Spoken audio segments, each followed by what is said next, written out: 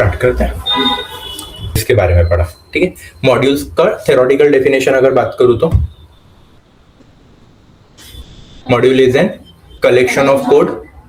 ऐसा बोल सकता हूं की किसी और ने लिखा हुआ कोड है, मैं यूज कर रहा हूं। जसं सी मध्ये तुम्ही stdio.h यूज करायचे। अब इसके अंदर में लिखा हुआ कोड आप लोगों ने खुद ने लिखा था क्या? नहीं। किसने लिखा था? पता नहीं, किसी और ने लिखा था। पाइथन सी के साथ में बाय डिफॉल्ट आया था, जिसके अंदर में बेसिक इनपुट और आउटपुट का क्या था आपके पास में? स्टैंडर्डाइजेशन था। तो वो चीजें आपको कहाँ पे दिखती थी? stdio.h में। वैसे ही अभी बोला जाता है कि Python is rich of modules and libraries. अब आप लोगों ने जो पढ़ा, आप लोगों ने क्या पढ़ा? पहला इंपोर्ट रैंडम, बराबर। अब ये रैंडम क्या है? तो रैंडम नाम का क्या है? लाइब्रेरी है, या फिर इसी को हम लोग क्या बोलते हैं? मॉड्यूल बोलते हैं। अब बेसिकली मॉड्यूल और पैकेजेस में क्या डिफरेंस है ये समझ के चलते। पहले आप लोगों ने कल में एक टर्म पढ़ा होगा मॉड्यूल, ये भी पढ़ा होगा कि सामने जाके हम लोग कुछ दिनों के बाद में क्या पढ़ने वाले? पैकेजेस पढ़ने वाले, बराबर। अगर एक सिंगल फाइल है, जैसे फॉर एन एग्जांपल, अब ये रैंडम नाम का क्या है? एक फोल्डर है या एक फाइल है, ऐसा बोल सकता हूं। ठीक है, ही काय आहे? random.py नावाची फाइल है।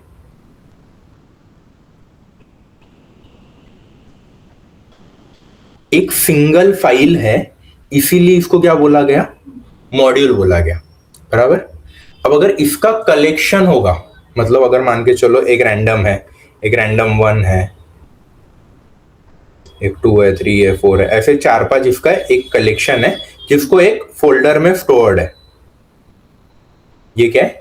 एक फोल्डर में स्टोर है। अब बेसिकली पाइथन के टर्मिनोलॉजीज में हम लोग फोल्डर को डायरेक्टरी बोलते हैं। ठीक है, इसको क्या बोलोगे? डायरेक्टरी। अगर एक डायरेक्टरी है आपके पास में जिसके अंदर में क्या है? मल्टीपल पैकेज मॉड्यूल स्टोर्ड है, तो इसको कलेक्टिवली बोला जाएगा पैकेज। ठीक है, यहां तक समझ में आ गया? काय म्हटलंय? मॉड्यूल म्हणजे काय? एक सिंगल फाईल असेल तर त्याला काय म्हटलं जाणार? मॉड्यूल। अशा फाइल्सचं मल्टिपल याचं कलेक्शन जर असेल तर त्याला काय म्हटलं जाणार? पैकेज। ठीक है, कब? अगर ये किसी और ने लिखा हुआ है तो। ठीक है, क्या बोला है? अगर किसी और ने लिखा है तो मॉड्यूल और पैकेजेस। अगर मान के चलो मैंने खुद ने लिख लिया, लेट्स से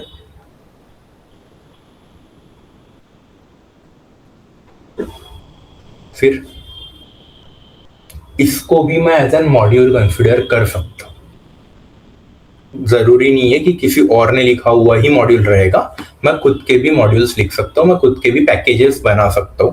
हाँ, जरूरी नहीं है कि वो ऑनलाइन अवेलेबल हो या उसको मैंने पाइथन के साथ में अवेलेबल करा के दिया हो। पाइथन मध्ये काय होता है? बेसिकली कंप्लीट सिनेरियो बता रहा हूं। लेटेस्ट से मुझे क्या करना था? मुझे ना इवन ऑड का एक सिंपल सा क्वेश्चन था। ठीक है, ये चलो मैं थोड़ा टफ ले लेते, इवन ऑड जास्त सोपं झालं। फेस रिकॉग्नाइजेशन का मैंने एक आधी कोड लिखा खुद से। ठीक है, मैंने मेरे एल्गोरिथम्स लगाए, मैंने मेरी सारी चीजें की, और मुझे ऐसा लग रहा है कि ये जो अवेलेबल कोड है ऑलरेडी जो पाइथन ने दिए हुए, लाइक फेस रिकॉग्नाइजेशन साठी ऑलरेडी काहीतरी कोड लिहिलेला है, या ऐसा अगर इसमें है ही नहीं भाई, ये कुछ तो भी मैंने नया निकाला, तो Python is an community level language. अब ओपन कम्युनिटी के अंदर में मैं मेरा कोड पुश करूंगा, रिटर्न बाय। ठीक है, अब कम्युनिटी उसको रिव्यू करेगी ऑन ऑल पैरामीटर्स कि वो प्रॉपरली वर्क कर रहा है या नहीं कर रहा है, हर एक पैरामीटर में टाइम कम ले रहा है या नहीं ले रहा है, स्पेस कम ले रहा है कि नहीं ले रहा है। उसके बाद में ये देखा जाएगा कि कितने जल्दी एग्जीक्यूशन हो रहा है, सिक्योरिटी थ्रेट्स है क्या इसमें, कोई वर्नेबिलिटी कोड्स है क्या। अगर नहीं है तो ये पैकेज अप्रूव होके ऑनलाइन आ जाएगा, तो फिर उसको क्या बोला जाएगा? उसको बोला जाएगा सेकेंडरी पैकेज, या जो आप लोग बेसिकली आपके पाइथन के साथ में प्री डिफाइंड नहीं आते। पाइथन में 2 टाइप के पैकेजेस है या 2 टाइप के मॉड्यूल्स है, ऐसा बोल सकते हो। एक होते हैं इनबिल्ड पैकेजेस या इनबिल्ड मॉड्यूल्स, एक होते हैं जो कम्युनिटी ने अप्रूव किया है, जो पाइथन ने ऑलरेडी देके नहीं रखा है, कम्युनिटी के साथ में अप्रूव्ड है। तो कम्युनिटी के जो अप्रूव्ड पैकेजेस रहेंगे वो आपको इंस्टॉल करना पड़ेगा। ठीक है, जैसे आज में हम लोग सिर्फ एक ही पैकेज देखने वाले हैं, वो था हमारा रैंडम, बराबर है। रैंडम नाम का जब आप लोगों ने यहाँ पे लिखा, लाइक यहाँ पे अगर मैं लिखता हूं इंपोर्ट रैंडम और इसको रन किया, कोई एरर आया क्या? नहीं, क्यों? क्योंकि ऑलरेडी ये पैकेज है, ठीक है। लेकिन अब देखो, अगर मान के चलो मैंने यहाँ पे लिख दिया इंपोर्ट numpy, चलो numpy भी है मेरे पास में ऑलरेडी, ये भी है, ठीक है। Python text to speech conversion version 3, this is the full form basically जो हम लोग यहाँ पे यूज कर रहे हैं, ठीक है क्या अभी अवेलेबल? नहीं, मुझे यूज करना है, ठीक है। तो मैं क्या करूंगा, अब मैं इसको यहाँ पे इंस्टॉल करना पड़ेगा मुझे। अब इंस्टॉल कैसे करूंगा मैं? लाइक अगर गूगल कोलैब है तो यहाँ पे मुझे कमांड लिखना पड़ेगा, पिप इंस्टॉल pyttsx3, ठीक है। अब ये क्या करेगा, इसको इंस्टॉल करेगा। देखो अभी वो गूगल से जाके डाउनलोड करके कलेक्टिंग pyttsx3 दिख रहा है। अब ये एग्जैक्टली कहाँ पे जा रहा है? pyp.org नाम की एक वेबसाइट पे जा रहा है, वहां से जाके लेके आएगा, ठीक है। लिखने का फॉर्मेट ऑलमोस्ट हर जगह पे सेम है, पिप इंस्टॉल एंड देन आगे उसका नाम। ये गूगल कोलैब है, इसीलिए यहां पर मैंने क्या लिखा है, यहाँ पे मैंने एक्सक्लेमेशन मार्क दिया। बाकी इसमें एक्सक्लेमेशन मार्क देने की जरूरत नहीं है। बाकी इसमें मतलब अगर मान के चलो यही चीज मुझे अगर मेरे पाइचैम पे करनी होती तो मैं यहाँ पे जाता था, नीचे मेरे पास में टर्मिनल है, देखो ये यहाँ पे टर्मिनल दिख रहा है क्या? ये टर्मिनल है, इसके ऊपर मैं जाऊंगा और यहाँ पे लिखूंगा पिप इंस्टॉल pyttsx3। अब अगर मैंने पिप इंस्टॉल लिखा है सिर्फ, तो ये क्या करेगा, ये सिर्फ इसी फोल्डर में डाउनलोड करेगा। लाइक अभी फिलहाल में कौन सा फोल्डर चल रहा है यहाँ पे अगर ऊपर देखोगे तो मैंने हैकर रैंक सीरीज नाम से एक फोल्डर बना के रखा था और उसी में मैं अभी फिलहाल में आप लोगों को कोड सिखा रहा हूँ, ठीक है। तो ये सिर्फ इसी चीज के लिए अपलोड होगा या इसी चीज के लिए डाउनलोड होगा वो लाइब्रेरी। लेकिन अगर मैंने कमांड में एक छोटा सा चेंज कर दिया, मैंने स्टार्टिंग में लिख दिया python-m और फिर लिखा pip install and all, अब ये मेरे पूरे लैपटॉप में से हो गया। अब मेरे पूरे लैपटॉप में मैं कहीं पर भी अगर पाइथन का नया फोल्डर भी अगर बनाता हूं तो जो pyttsx3 अगर मैंने वहां से लिया है तो वो यहाँ पे भी अवेलेबल हो जाएगा, ठीक है। तो ऐसे अपने पास में अभी मॉड्यूल्स के कितने टाइप आ गए? 2, ठीक है। कौन से 2 टाइप है? एक तो है यूजर डिफाइंड, मतलब आपने बनाया हुआ, और एक है प्री डिफाइंड, ठीक है। अब प्री डिफाइंड में भी 2 टाइप है। कौन से है? ऐसा बोल सकता है इंक्लूडेड एंड अप्रूव्ड। इंक्लूडेड मतलब क्या? जब आप अपना पाइथन इंस्टॉलेशन कर रहे हो तब ये ऑलरेडी इंक्लूड होके आ रहे हैं। और एक है अप्रूव्ड वाले। अप्रूव्ड वाले मतलब क्या? ये पाइथन के साथ में अप्रूव्ड तो है लेकिन फिलहाल आपके लैपटॉप में अवेलेबल नहीं है, इसको इंस्टॉलेशन की नीड है,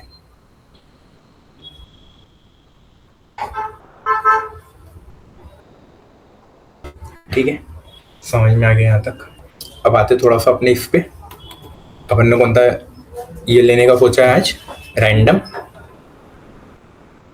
इंपोर्ट करता मैं रैंडम को, ठीक है। नो एरर नो वार्निंग, मतलब अभी फिलहाल में मेरे इसमें रैंडम नाम की लाइब्रेरी है, ठीक है। अगर ऐसा लग रहा है कि रैंडम बहुत बड़ा नाम हो रहा है, अभी तो ये बहुत बड़ा नहीं है, बहुत छोटा सा नाम है रैंडम, लेकिन अगर सामने जाके आपको लगता है कि नहीं यार रैंडम बहुत बड़ा हो रहा है, इसको अगर शॉर्ट फॉर्म में कन्वर्ट करना है, यहीं पे लिख देना एड्स, और सामने जो भी आपको उसको शॉर्ट नेम देना है वो आप लोग नाम दे सकते हैं।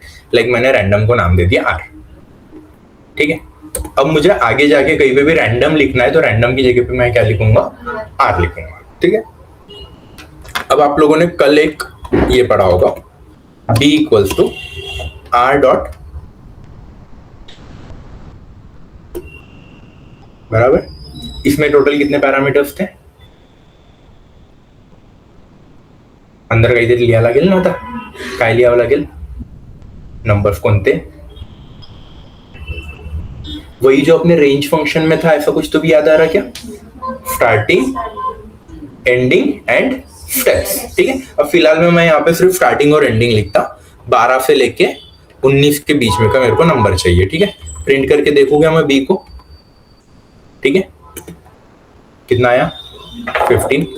फिर से रन किया 15, फिर रन किया 15, फिर से रन किया 15, फिर से रन किया 12, फिर से रन किया 18, फिर से रन किया 13, फिर से रन किया 12, फिर से रन किया 17, फिर से रन किया 17, फिर रन किया 14, 17, 12, 13, 19, 16, 15, 19। बराबर। इससे एक चीज ध्यान में आई क्या, रेंज फंक्शन में और इसमें क्या डिफरेंस है? तो रैंडमली एक नंबर आ रहा है।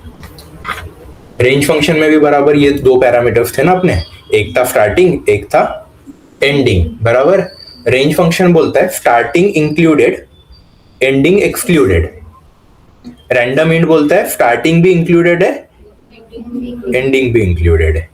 ठीक है, बस इतना याद रखना, चलेगा? समझ में आ गया यहां तक? आगे बढ़ो थोड़ा सा। अगर मान के चलो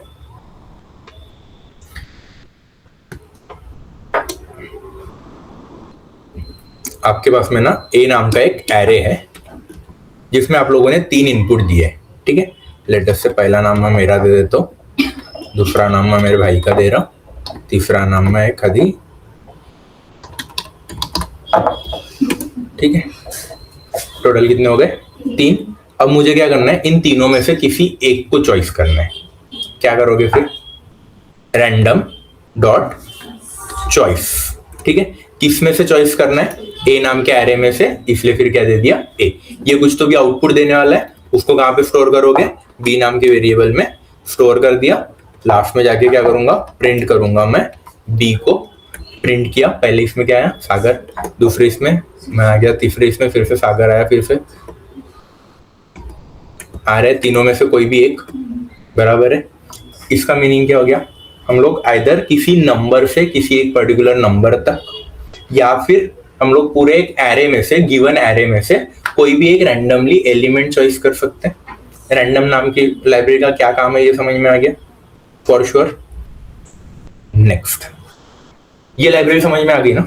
ठीक है, और एक लाइब्रेरी सिखा रहा हूँ फिलहाल के लिए, बाद में अपन अपने छोटे से प्रोजेक्ट की तरफ में चलेंगे। पहली लाइब्रेरी है रैंडम, तो दूसरी है टाइम। ठीक है, अब टाइम नाम की लाइब्रेरी भी ये प्री इंस्टॉल्ड लाइब्रेरी है, इसको भी आप लोगों को इंस्टॉलेशन करने की जरूरत नहीं है। ठीक है, टाइम नाम की लाइब्रेरी का काम क्या है? ये टाइम के साथ में खेलने वाला है कुछ तो भी। डेट टाइम वेगळा। ठीक आहे, डेट टाइम जर बघाल तर ती लायब्ररी पुन्हा वेगळी आहे, आपण ती पण घेणार आहे समोर। सध्या आपण फक्त टाइम नावाची एक लायब्ररी घेतोय। ठीक आहे, टाइम नावाच्या लायब्ररी मधला पण आपण फक्त एकच फंक्शन घेतोय, स्लीप। ओके, कौन सा फंक्शन ले रहे हैं? स्लीप। अब एज द नेम डिफाइन, ये क्या करेगा? प्रोग्राम को पर्टिकुलर टाइम के लिए स्लीप मोड में डालेगा। स्लीप मोड मतलब क्या? ना वो आगे जाएगा ना वो एंड होगा। जैसे फॉर एन एग्जांपल, अब मैंने यहाँ पे क्या कर दिया, प्रिंट किया है मैंने हेलो। ठीक है, सॉरी सॉरी सॉरी सॉरी, यहाँ पे प्रिंट क्या किया?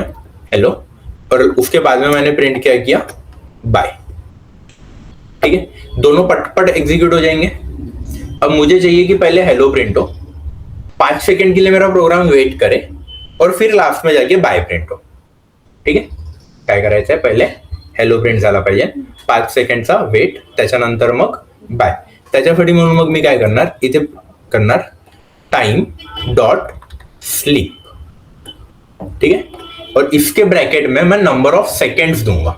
देखो यहाँ पे हमेशा टाइम कौन सा इसमें कैलकुलेट होगा? सेकंड में। अगर आपको 1 मिनट का अगर देना है तो 60 लिखना पड़ेगा, 1 घंटे का अगर देना है तो फिर 7200 लिखना पड़ेगा। ठीक है, मुझे कितना चाहिए था? 5 सेकंड, इसलिए मैंने कितना दिया? 5।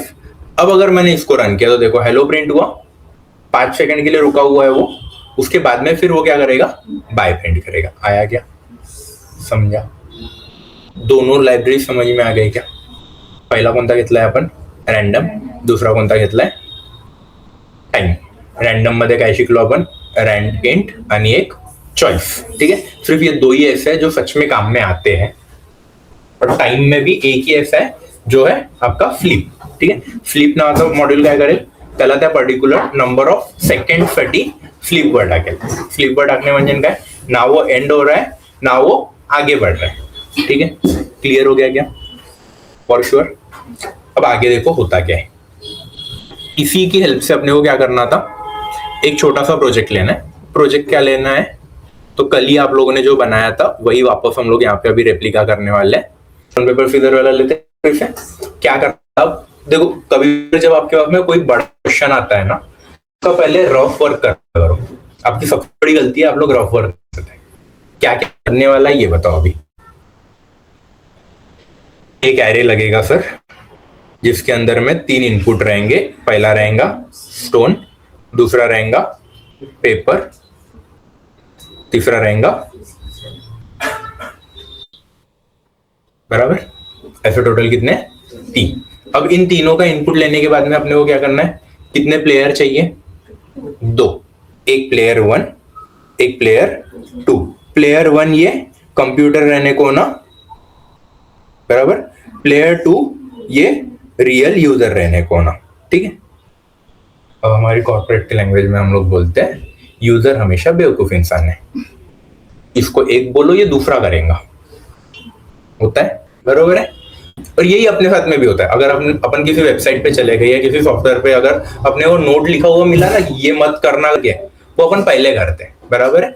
इसीलिए ऐसा बोला जाता है कि यूजर से जब भी आपके पास में इनपुट आ रहा है और आप अगर कोई बड़ा कोड अगर सोच रहे हो, तो थिंक 360 डिग्री कि वो क्या क्या कर सकता है। तो उसको अपने को क्या करना है? कुछ ऐसी चीजें देनी है जो वो ना कर पाए। अगर मैंने उसको स्टोन लिखने के लिए बोल दिया, तो हो सकता है वो ऐसा लिखे, हो सकता है वो इसमें आप कितने कॉम्बिनेशंस बना सकता हो? मल्टीपल, बराबर है। आपको क्या करना है? ये भी हो सकता है उसको स्टोन लिखना है, वो पॉसिबिलिटी आहे ना। अर्जंटची स्पेलिंग मी आज ARGENT बघितलं कुठेतरी, कोणा मातीतून आणलं माहित नाही, लेकिन है, बराबर है ना। तो ऐसा कुछ नहीं होने को ना, इसलिए हम लोग क्या करेंगे, नंबर्स में फॉर्मेट में दे देते हैं। देखो आप लोगों अगर इतने में कोई अगर चैटबॉट अगर आप लोगों ने देखा होगा व्हाट्सएप पे आजकल बहुत ज्यादा ऑटोमेशन आ गए। चैटबॉट्स में हमेशा आप लोगों को 1 2 3 4 के ऑप्शंस मिल रहे हैं। Press 1 for this, press 2 for this, press 3 for this, बराबर है। वही सेम फॉर्मेट हम लोग यहाँ पे भी लगा सकते हैं क्या? Can be done. अब मैं क्या करता हूँ, मैं पहले ही प्रिंट कर देता हूँ, यहाँ पे जानबूझ के पहले प्रिंट कर रहा हूँ। Press 1 for stone, next line में जाने के लिए backslash n, press 2 for scissor, next line में जाने के लिए फिर से backslash n, press 3 for paper, ठीक है। अब इसके बाद में मेरे पास में यूजर से इनपुट आएगा, कौन सा आएगा? 1 2 या फिर 3। अब इससे ज्यादा तो और अपन कुछ नहीं कर सकते इजी बनाने के लिए, बराबर है। इसलिए अब मैं क्या कर रहा हूँ, यहाँ पे a इक्वल्स टू या player 1 equals to int input कर दो, चलेगा। इतना करने के बाद में अब मेरे पास में यूजर से क्या इनपुट आएगा? 1 2 या फिर 3। अगर उसके अलावा और कुछ देता है तो अपने को क्या करना है? इनवॅलिड इनपुट, बरोबर। इथपर्यंत समजलं। जर तर आलं तर आपण काय वापरतो? एल्स। मतलब यहाँ पे क्या आएगा? If P1 is greater than 3 और P1 इज लेस देन 1, बरोबर। एक पेक्षा कमी किंवा 3 पेक्षा जास्त असेल तर मी काय प्रिंट करतो? Invalid input. अदरवाइज एल्स मध्ये मग मी काय करणार? समोर जाईल, बराबर है। अब अगर मैं एल्स में लिखता हूँ सारी चीजें, तो मेरे को अब सारी चीजें इंडेंटेड लिखनी पड़ेगी, क्योंकि ये तो पायथन है, एक टॅब स्पेस देऊन लिहावं लागेल ना। म्हणून मी काय करतो, इथेच आता एक अल्टरनेटिव करू शकतो। इथे मी डायरेक्टली एग्जिट वापरतो। इसका मीनिंग क्या हो गया? अगर ये इफ में आया तो क्या होगा? खत्म हो जाएगा, वहीं पे अपना प्रोग्राम स्टॉप हो जाएगा। और अगर नहीं आया तो फिर कहां पे जाएगा? इफ के बाहर। अब इफ के बाहर कुछ है ही नहीं, एल्स अगर आप लिखोगे ही नहीं तो एक ही बात हो गया, समझा गया? देखो अब आपण जे आतापर्यंत नॉर्मल कोड लिहायचो आणि आता जेव्हा आपण प्रोजेक्ट कडे वळतोय, तर आता कोड लिहिण्याच्या फाइल मध्ये बराचसा फरक जाणवत आहे का? इसके पहले अगर अपन ने यही लिखा होता तो अपन ने इफ एल्स लिखा होता। अभी इफ एल्स लिख रहे हैं क्या? नहीं। अब क्या हो रहा है? अभी तक अपन ने जितना भी पढ़ा है सब यूज करना है, ठीक है। इथपर्यंत समजलं? आतापर्यंत आपल्या स्टोन पेपर सीजर पैकी काय काय झालेलं आहे? युजर कडनं इनपुट आलं, बराबर आहे। आता काय पाहिजे? कम्प्युटरचं इनपुट पाहिजे। कम्प्युटरचं इनपुट कुठून येणार आहे? ॲरे मधून रॅन्डमली चॉईस करून येणार आहे ना, बराबर है। तो पहले तो अपने को एरे चाहिए, तो मैंने ए नाम का एक एरे बनाया जिसमें पहला इनपुट है स्टोन, ठीक है, दूसरा इनपुट है सीजर और तीसरा इनपुट है पेपर, ठीक आहे. आता याच्यातलं काय करायचं आपल्याला, रॅन्डमली चॉईस करायचं आहे ना. रॅन्डमली चॉईस करायसाठी काय लागेल, रॅन्डम नावाची लायब्ररी लागेल. पहिले रॅन्डम नावाची लायब्ररी आहे का या कोडमध्ये, नाहीये. तर मग आता इथे इंपोर्ट करतोय मी रैंडम, ठीक है. उसके बाद में फिर क्या करूंगा, B equals to random dot choice. Choice कोणापैकी करायचं आहे, ए पैकी काहीतरी चॉईस करायचं आहे, म्हणून मग काय केलं ए, ठीक है. अब ये बी मतलब क्या है, अभी अपने लिए प्लेयर 2 का इनपुट है ना, तो यहाँ पे बी ना लेते हुए प्लेयर 2 ले लू क्या, चलेगा. अब प्लेयर 1 का भी इनपुट आ गया, प्लेयर 2 का भी इनपुट आ गया. अब क्या करोगे,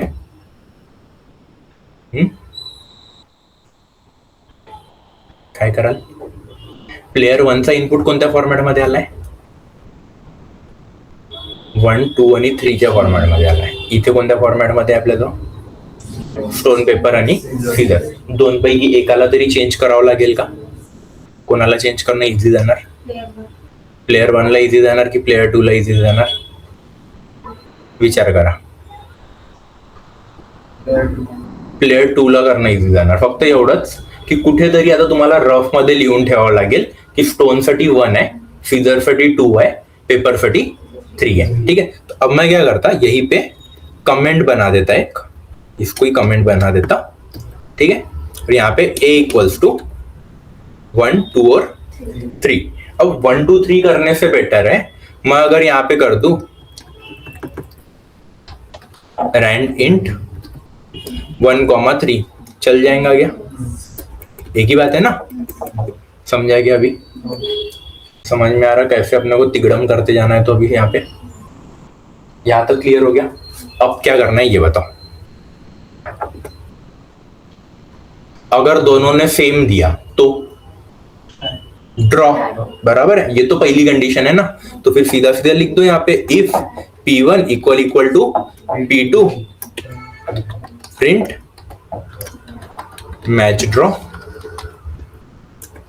बराबर. अब एल्स में लिखते बैठेंगे बाकी की पूरी कंडीशंस. क्या क्या कंडीशंस है अब ये बताओ. अब यहां पे कितनी कंडीशंस बनेंगी पहले ये बता दो.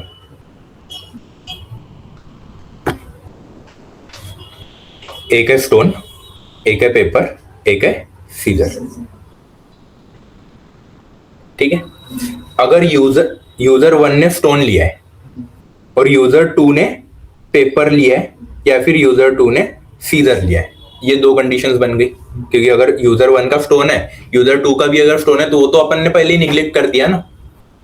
अब पेपर लिया है तो फिर यहाँ पे क्या हो सकता है, स्टोन हो सकता है, यहाँ पे क्या हो सकता है, सीजर हो सकता है. यूजर 1 का अगर पेपर हो सकता है या फिर स्टोन हो सकता है. मतलब अभी टोटल कितने कंडीशंस दिख रही है, 6 बार लैडर रिफिल्स लगा दोगे क्या, बेटर ऑप्शन है एक, लगा सकते हैं ना, कोई दिक्कत है, इजी जाएगा. मैं क्या करता, एक सिंपल सी ये करता, 6 ना करते हुए मैं 3 करता.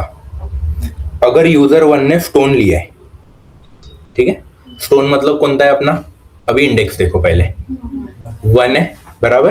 तो मैं यहाँ पे क्या करता, इफ P1 इक्वल टू 1, अगर यूजर 1 ने कितना लिया है, स्टोन लिया है. अब मैं चेक करूंगा, अब यूजर 1 ने अगर स्टोन लिया है, उसके खिलाफ में जाने वाला कौन कौन है, अभी पेपर है और सीजर है. स्टोन पे पेपर जीतने वाला है क्या, हाँ, और सीजर जीतने वाला है क्या, नहीं. तो अगर ये पेपर के लिए कितना है, 3 है, सीजर के लिए कितना है, 2 है, ये है तो लॉस, ये है तो विन, बराबर. समझ लगा इतपर्यंत, ये समझ में आ गया. तो अब इफ के अंदर लिखूंगा मैं, if P2 equal to 2 print player 1 win, else print करूंगा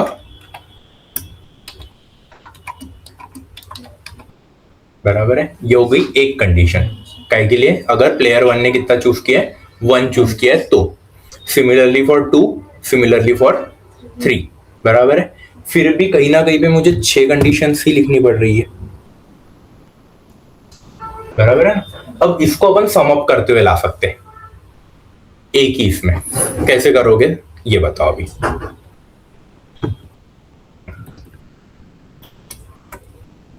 अगर प्लेयर 1 ने क्या लिया है, स्टोन लिया है, ठीक है। प्लेयर 1 ने क्या लिया है, अपने स्टोन लिया है, ठीक है। काय काय ऑप्शन है, सीजर है और पेपर है, बराबर है। अगेन सेकंड ऑप्शन, अच्छा यहां पे कब जीत रहा है ये, अगर पेपर आया तो। पेपर कितने पे, 3 पर है, मतलब 1 और 3 का कॉम्बिनेशन है क्या, ठीक है। ये पहला कॉम्बिनेशन मिल गया किसके लिए, प्लेयर 1 के विन के लिए, ठीक है। तो अब अगर मैंने यहां पे लिख दिया player 1 equal to 1 and player 2 equal to 3, ठीक है। ये एक कंडीशन को मैं क्या कर देता हूं, एक ब्रैकेट में डाल देता हूं। अब मैं सिर्फ ये सोच रहा हूं कि मेरा प्लेयर 1 कब जीत रहा है, ठीक है, पहला। और अब यहां पे फिर से लिखूंगा प्लेयर 1 ने कितना लिया, 2 लिया है। अब 2 लिया मतलब क्या लिया है रे बाबा, सीजर, बराबर। अब सीजर पे कौन जीतने वाला है, 2 ऑप्शन है, एक तो पेपर आएगा या फिर स्टोन आएगा। कौन जीतेगा, पेपर जीतेगा क्या, नहीं, स्टोन जीतेगा। स्टोन कितने पे, 1 पर है ना बे, बराबर है। मतलब प्लेयर 2 ने अगर 2 चूज किया, प्लेयर 1 ने कितना चूज किया, 2 चूज किया है, तो प्लेयर 1 ने कितना चूज करना चाहिए, 1। तो यहां पे लिख दो क्या, प्लेयर 1 प्लेयर 2 इक्वल टू 1। इस कंडीशन में भी मेरा क्या हो रहा है, प्लेयर 1 जीत रहा है, बराबर है। फिर से और प्लेयर 1 इक्वल टू क्या होगा, तीसरा ऑप्शन 3। अब 3 मतलब उसने क्या चूज किया है, पेपर चूज किया है। अब पेपर पे 2 ऑप्शन है, एक तो स्टोन या फिर सीजर। कौन जीतने वाला है, सीजर, बराबर है। तो फिर क्या आएगा, सीजर कितने पे, 2 पर है, तो कौन जीतेगा फिर, आपण उलट बघत आहो, झालं कन्फ्युजन, या वापस वाटलंच होतं। इसको थोड़ा ऊपर लू क्या, पीछे पे दिख नहीं रहा ना, ठीक है। अब ठीक है, मेरे को एक बात बताओ अभी, प्लेयर 1 के पास में कितने ऑप्शन है, 3 ऑप्शन है, 1, 2 और 3, ठीक है। अगर उसने 1 चूज किया, इसके लिए मैंने पहला ब्रैकेट बनाया P1 इक्वल टू 1, ठीक है। अब अगर इसने 1 चूज किया है मतलब क्या है, स्टोन, ठीक है। इसके पास में अभी क्या है, स्टोन है। स्टोन को कौन हरा सकता ये बताओ, पेपर हरा सकता कि सीजर हरा सकता, पेपर। मतलब अगर प्लेयर 2 को जीतता है तो उसने क्या देना चाहिए, पेपर। अब पेपर कितने पर है वो चेक करो, 3 पर है। तो फिर यहां पे मुझे लिखना पड़ेगा क्या, player 1 equal to 1 and player 2 equal to 3। अब इस कंडीशन में कौन जीता, प्लेयर 1 जीता या प्लेयर 2 जीता, प्लेयर 2 जीता, ठीक आहे। आता समजलं आपण कोणाला जिंकवायच्या मागे लागलेलो आहे, प्लेयर 2 ला। तुझ्या दिमागात काय चालू होतं, प्लेयर 1 चालू होता, ठीक है। ये कंफ्यूजन बहुत से लोगों के दिमाग में था अभी तक, अब क्लियर हो गया पक्का। अब ऐसा ही और एक कंडीशन, क्या दूसरी कंडीशन क्या है, प्लेयर 1 इक्वल टू 2। अब अगर इसने 2 ले लिया है मतलब इसके पास में क्या है अभी, सीजर है। अब सीजर को कौन हरा सकता, स्टोन हरा सकता कि पेपर हरा सकता, स्टोन हरा सकता। तो स्टोन कितने पे है, 1 पे, तो प्लेयर 2 के पास में क्या होना चाहिए, 1 होना चाहिए। तो फिर यहाँ पे अपन ने क्या लिख दिया, एंड प्लेयर 2 इक्वल टू 1। अब समझ में आ रहा है। और तीसरा ऑप्शन क्या है प्लेयर 1 के पास में, 3। अब 3 आ गया मतलब क्या है उसके पास में, पेपर है। पेपर को कौन हरा सकता, स्टोन हरा सकता कि सीजर हरा सकता, सीजर हरा सकता। सीजर के लिए कितना चाहिए, 2 चाहिए। तो मतलब प्लेयर 2 के पास में कितना आना चाहिए, 2 आना चाहिए। तो फिर इस पर्टिकुलर कंडीशन में कौन जीत गया अभी, प्लेयर 2 जीत गया।